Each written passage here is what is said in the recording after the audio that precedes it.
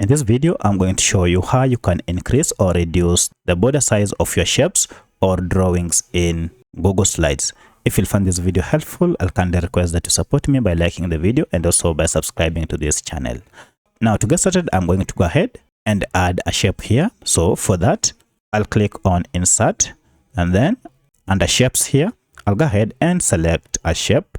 For instance, I'm going to go ahead and select or add rectangle. Now just go over to where you want to add the rectangle and just click there, or you can just draw using this like this to the size that you feel you want. However, you can see the borderline is very thin and I'd like to go ahead and increase the thickness. To increase the thickness, it is quite simple. Just click on the shape and then head over here to border weight and click on it, and as you can see, you can make it 2 times bigger if you click on this. And now look at that, borderline has increased. Should you wish to increase it more, you can click further and increase this to the specific dimension that you wish.